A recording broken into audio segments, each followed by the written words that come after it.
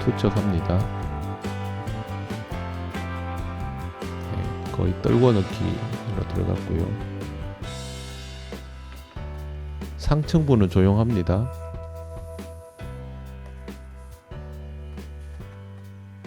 지도 적당하게 일어서고 밸런스도 좋고, 높은 구간에 뭐가 좀 있어요.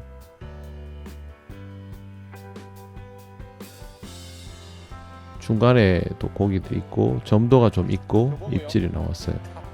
나 선생님이 이 구간에 대한 저의 해석은 타나에 들어가면 높은 구간부터 고기가 있고 쫓아 내려오면서 공격을 하는데 떡밥의 점도가 약간 있는 상태입니다. 그러나 입질이 나오는 구간을 봐서 크게 문제는 없습니다. 확산을 조금 더 주면 좋겠지만 그건 뭐 먹는 걸 봐서 구사하고요. 깊은 구간 아닌 약간 높은 구간에서의 공격이 주를 이루고 있습니다.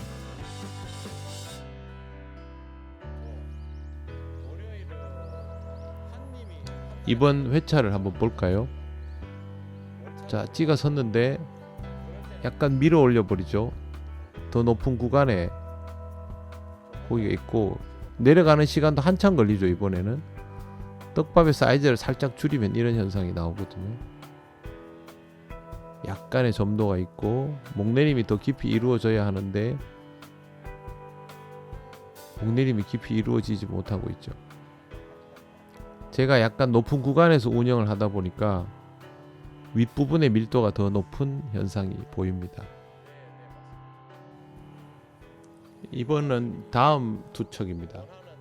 방금 우아즈리가 보였기 때문에 조금 더 눌러가면서 공략을 하는 거죠. 그러면 윗부분이 빨리 스타트가 돼야 됩니다. 풀림을 더 살리고 사이즈를 키웠죠. 중간에 구간에서 바로 입질이 나오면서 고기가 걸렸습니다.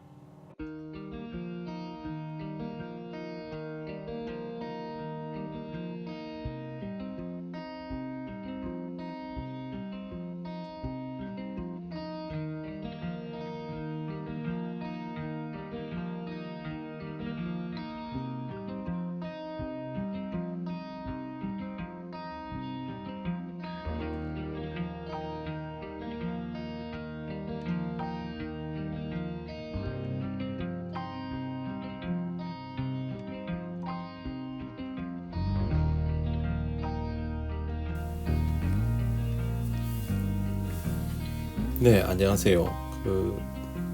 오늘은 찌를 읽는 것에 대한 이야기를 좀 하려고 합니다. 찌를 읽어야 된다는 얘기를 많이 했지만 실제로 우리 구독자들을 보면 특히 멤버십 분들도 이렇게 보면 아직 찌를 읽는 것에 대한 개념 이해가 부족해 보일 때가 많습니다. 그래서 이걸 어떻게 설명을 드리면 좋을까 고민을 하다가 우선 그림으로 설명을 드리려고 합니다. 물론 찌 움직이는 거랑 수중이랑 같이 보여주면 이해가 제일 쉬울 것 같지만 실제로 영상을 보면 그게 동시에 두 개가 안 보여요. 영상 예전에 일본 영상 중에 입질할 때 붕어 흡입하는 장면하고 같이 이렇게 분할해서 올려놓은 거 보면 안 보입니다. 둘 중에 하나만 보게 됩니다. 결정적인 순간에. 그래서 참 쉽지가 않거든요. 네. 물속을 그렇게 읽으라는 게 아니라 찌의 움직임을 보면서 이게 어느 구간인지를 아는 것부터 돼야 찌를 읽을 수 있어요. 그러니까 찌를 읽는다는 게 그냥 이렇게 찌가 글자를 적어주는 것도 아니잖아요. 그죠? 그렇기 때문에 찌를 읽는다는 것은 일단은 찌의 포지션을 통해서 구간이 어딘지를 알아야 거기에서부터 찌 읽는 게 시작이 됩니다.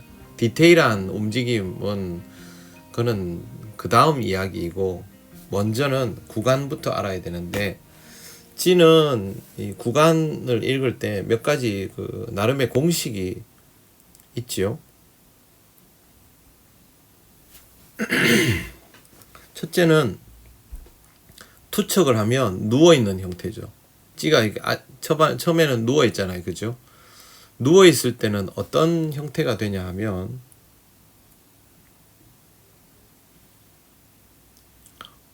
목줄에 그러니까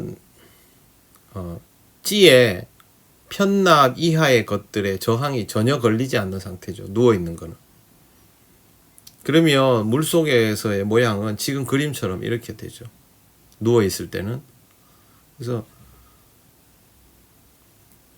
편납의 무게가 찌에 저항이 걸리면 이제 찌가 당겨지죠. 다리가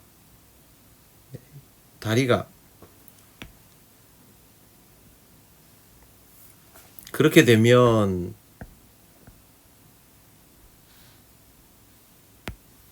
찌 다리 부분이 당겨지면서 내려갈 텐데, 그렇게 하기 전의 상황이라면 전혀 저항이 걸리지 않을 때는 찌가 이런 식으로 있게 됩니다. 그죠? 누워 있을 때, 이럴 때도 입질이 안 나오느냐? 나옵니다. 이럴 때도 달리면, 물고 달려버리면 찌가 순간적으로 물속에서 파박 그러면서 흔들리는 게 보입니다.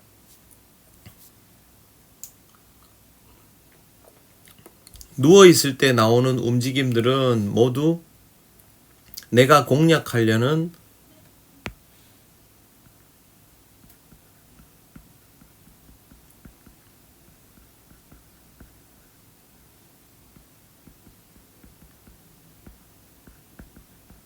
공략 타나보다 높은 위치에서 이루어지고 있는 형태이지요. 이게 누워 있는 겁니다. 그러다가 일어서기 시작하면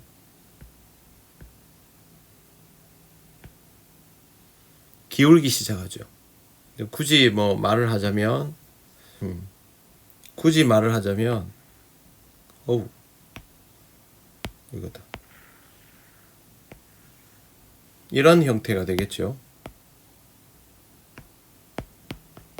이게 물속.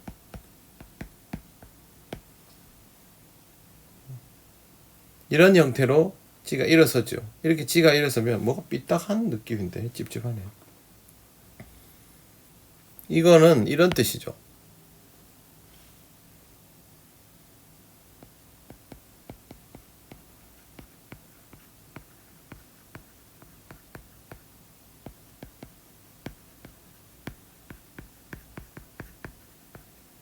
편납의 무게가 이제 밑에 자리 잡아 들어가면서 편납의 무게가 찌를 당기는 거죠.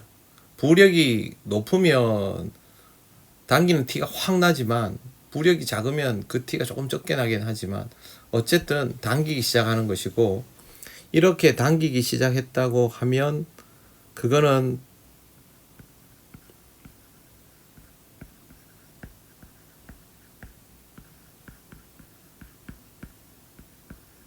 타나의 근처에 들어갔다라는 뜻입니다. 타나의 근처에 들어갔다. 그게 이렇게 이해하시면 좀 쉽죠. 수면이 있고 여기가 타나예요. 그러면 아까 찌가 들어누워 있을 때는 여기까지는 들어누워 있죠. 들어누워 있다가 이쯤에서부터 이제 채비가 빨랫줄이 아니잖아요. 휘어진 채로 이렇게 내려오다가 어느 순간에부터 이게 저항이 걸리죠. 그러면 여기에서부터 이 정도 구간까지 이제 찌가 서기 시작하는 거예요. 편납이 자리 잡기 전까지.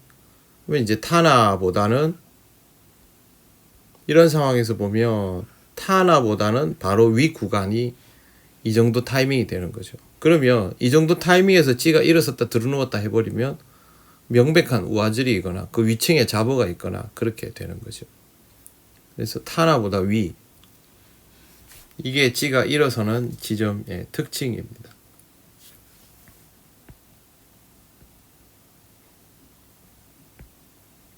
어느 구간인지를 알아야죠. 그걸 모르고 그 찌를 들여다보고 있어봐야 아무 의미가 없고, 문제는 이게 연습이 되기 전까지는 모른다는 거죠. 처음에는 이제 찌를 보면서 아 이게 어느 구간이구나, 어느 구간이 이렇게 되는 거고, 자꾸 연습을 하다 보면 찌 움직이는 모양만 봐도 물속에서의 위치가 다 보여요. 그 정도까지 가야죠.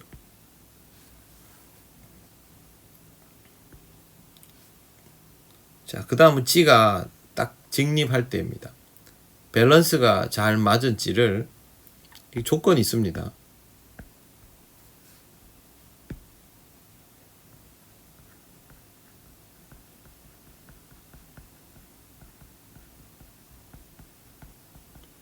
밸런스가 맞는 찌를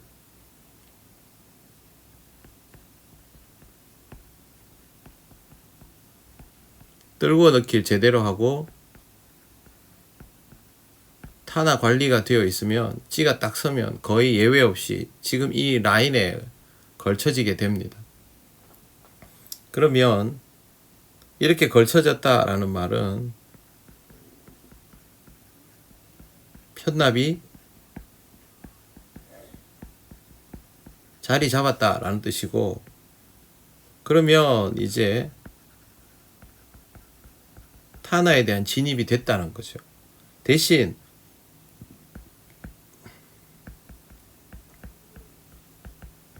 떡밥의 저항은 전혀 없는 상태입니다. 편납만 자리 잡습니다. 채비가 그냥 마구잡이로 움직이는 게 아니라 편납이 자리를 잡고 이런 식으로 해가지고 내려오게 됩니다. 이렇게 이런 식으로. 그래서 이 위치에 따라서 눈금이 위치가 달라지는 거죠. 그리고 낚시를 계속 하다 보면 눈금의 모양을 보고 이 밥의 위치를 다 읽을 수 있죠. 생각해 보면 당연한 거예요. 당연한 거. 제가 이 낚시를 배우기 시작하고 이제 눈을 막 뜰 때가 2005년도인데요. 그때 이제 20년이 됐네요. 2005년도인데 그때 제가 배울 때 찌를 잘 보라고 그 얘기만 들었어요. 찌를 잘 봐라. 이게 무슨 뜻이지? 그때 전부 내림할 때니까요. 그런데 어느 날 찌를 봤는데 이게 보이기 시작하는 거예요. 유레카죠, 유레카. 찌가 말을 하는 거예요. 그래서 제가 놀래가지고 찌가 말을 한다고 제가 선생님한테 전화를 했죠. 자주 볼 수 있는 그 상황이 아니었거든요. 평생 몇 번 보지도 못했지만, 근데 그런 말 한마디 한마디가 저한테는 각성의 단초가 됐거든요. 찌를 잘 봐라. 그래서 찌를 보는데 찌가 말을 하는 거예요. 아, 그날부터 신세계가 열렸죠. 왜 그러냐면 찌가 말을 하는 걸 듣는 자체가 너무 좋은 거예요. 그 다음부터는요, 뭐 고기가 크냐 작으냐, 뭐 많이 잡네 못네 그런 거 신경 안 썼어요. 읽을 수 있다는 것 자체에 그냥 빠져가지고 그러다가 지금까지 오게 됐죠. 실제로 이렇게 자리를 잡아 들어가는데 찌가 직립에 있는 이 순간은 편납의 저항은 완전히 걸려가지고 자리 잡혔지만 떡밥의 저항은 전혀 걸리지 않는 상태입니다. 이때도 입질이 들어옵니다. 그런데 목줄이 휘어져 있잖아요. 그죠? 그래서 입질이 들어오면 이 목줄이 펴지는 선에서 끝납니다. 그래서 찌 움직임이 입질이 크게 나오는 게 아니고 반마디 정도 짧게 팍 찍습니다. 그냥 보면 잘 안 보입니다. 높은 구간의 입질 그런 게 나오거든요. 그런 입질이 위에서 나올 수 있는 것이 이 구간입니다. 찌가 직립을 하고 나면 이렇게 자리가 잡히는 거죠. 찌가 딱 서서 어깨 경계가 나왔다 이러면 타나에 들어갔구나, 편납이. 이제 출발하는구나. 근데 여기서 고기가 많으면 이게 오래 서 있어요. 그리고 중요한 건요, 고기가 들어오잖아요. 여기 서서 있다가 출발할 때 그냥 출발 안 합니다. 이 부분에서 크게든 작게든 쿡 이러고 시작합니다. 그러면 거의 백발백중이에요. 낚시를 진짜 공격적으로 잘하고 싶은 사람은 여기서 스타트 할 때 쿡 이걸 만들어내야 돼요. 특히 아사다나, 초칭, 심주 이런 거 다 띄우는 거 전부 다. 쿵 만들어내면 거의 한 7알은 한 거예요. 쿵 못 만들어내면 7알은 실패해요. 자기 낚시를 한번 잘 보시면 이거 알 수가 있습니다.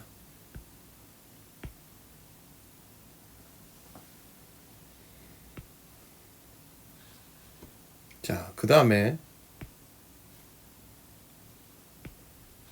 목내림이 시작됐어요. 자, 이게 뭐냐 하면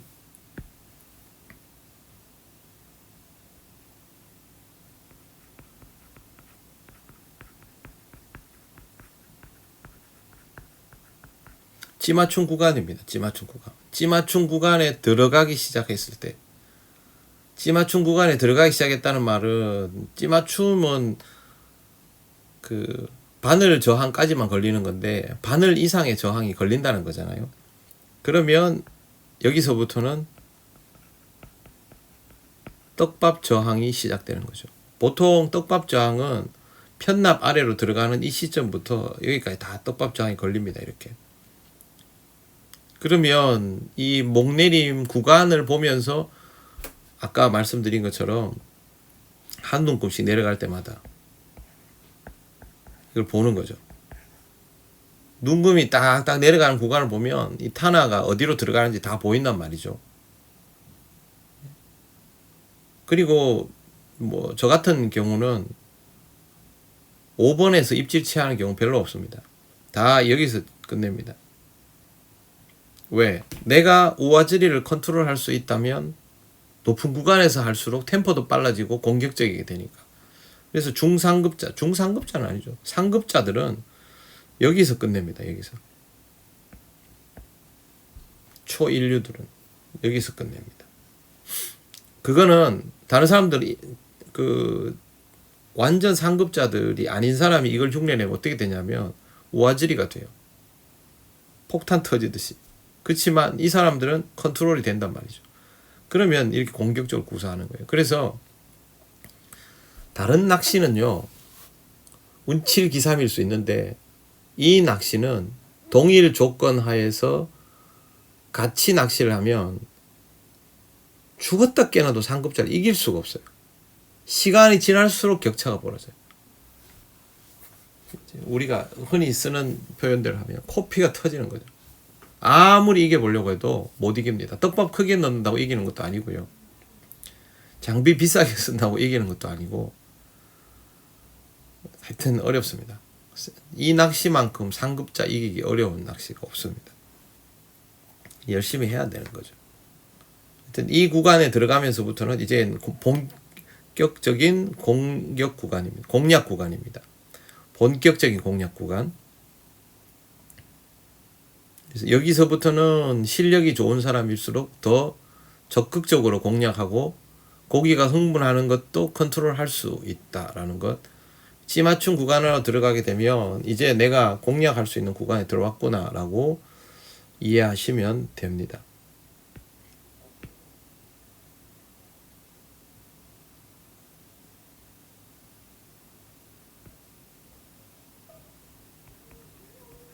일목 남김. 목내림이 일목이 남으면 그때는 사실상 채비가 도달한 시점이죠. 목줄 다 펴졌고요. 이럴 때는 입질도 강하게 나오죠. 일반적으로 많은 사람들이 공략하는 구간이 이 구간이죠. 마지막 구간.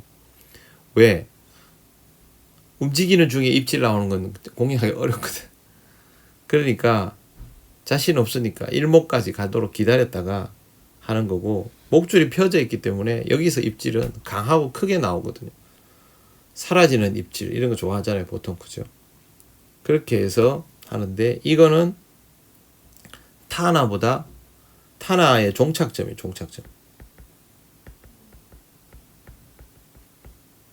종착점 낚시입니다. 이게 여기서 되돌림을 보기도 하고 이러죠.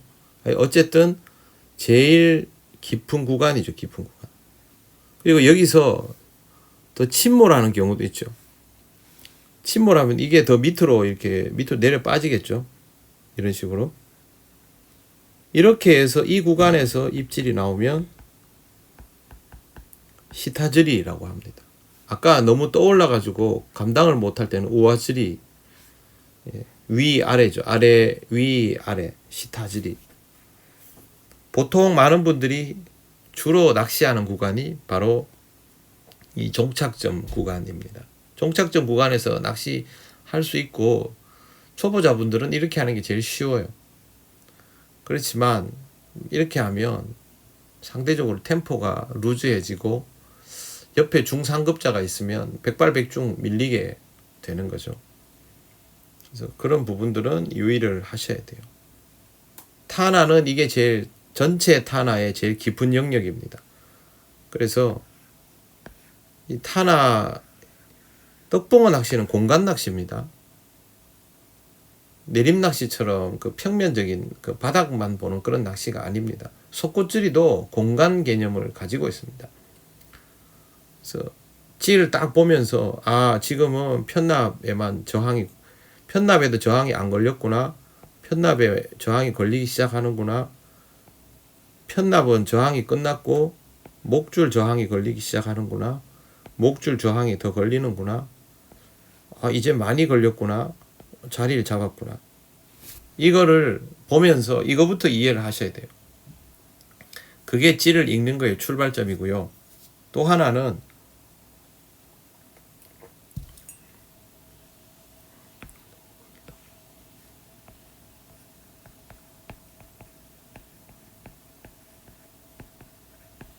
하나는 움직임의 모양입니다. 간단합니다. 확산. 풀림이 좋을수록 움직임이 시원하고 경쾌합니다. 점도가 많을수록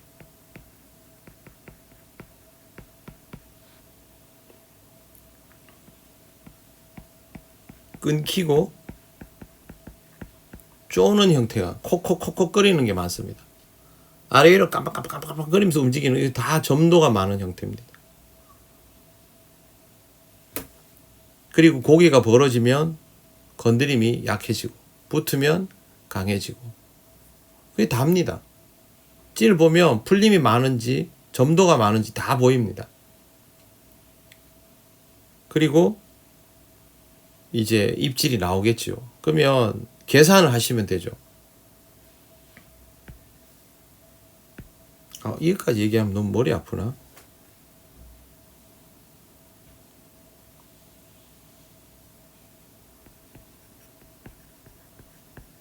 타나 이해를 하고 먼저 그죠? 이게 어느 위치인지 지금 찌의 움직임을 봐서 채비가 어느 구간에 있는지를 먼저 이해를 하고 두 번째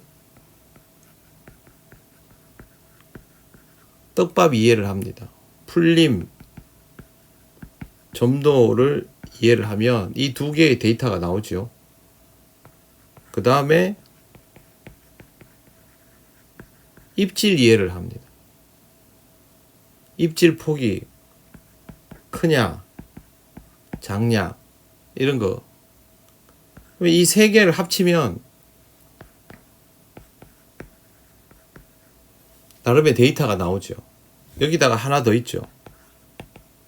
헛방이냐, 정읍이냐, 수레냐, 여기까지 합치면 데이터 나오죠. 여기다가 내 회전 속도, 옆 사람 조과 이런 데이터들 하나씩 더해가면 물속이 거의 보이게 되죠. 나중에는 실력이 좋을수록 이 부분들에 대한 이해도가 그만큼 좋지요. 그럼 이걸 가지고